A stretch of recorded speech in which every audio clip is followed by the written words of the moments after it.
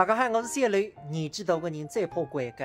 我阿婆去年热天好热个辰光，厕所里向挖一间肋旁骨刻了浴缸边浪，1年多着，实在今朝人会有点虚。那么天也冷着，今朝带个5色灵珠去拨阿婆补补。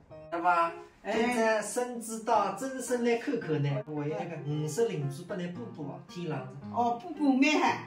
我阿婆难得蛮两句嘛，那假使年轻个13岁打理完成没问题哦。哎哟，我哪13了？阿婆说出来也不好意思，虽然讲我们3家侪是年纪轻个人，但是身体素质有辰光不一定比蛮好。所以你现在平常辰光自家也辣辣吃一个5色灵珠5色灵珠是吧？埃个对你抵抗力个提升蛮明显个。里向有6种养生灵珠：黑珠、紫珠、青珠、赤珠、黄珠、白珠。像现在天一冷一热是最容易感冒个辰光，你看我们3家现在基本上不中招，所以你一直吃埃个喏，今朝来得位，毛顶拨你补补呢。小张孙子啊，我也不识字哦，上面写个啥物事噶？阿婆，你放心，埃个是用养生灵珠做的，香港蓝袍子，你放心吃。哦，放心吃。埃个侪是硬个汤浓缩下来，你吃止汗吸水。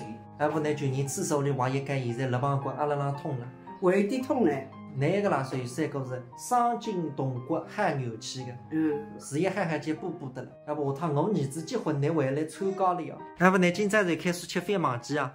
不会忘记哎，小张刮身子啊。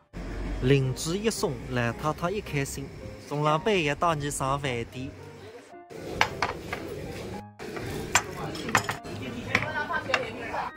哟，里向还有一只灵珠了哇！后半厢哎呀，我是要打拨外婆。我打包外婆去噶。哎，今朝一顿是中饭小家拿着。你哪想得出个啦？再会啊，阿婆。再会。下趟再来看呢。哦。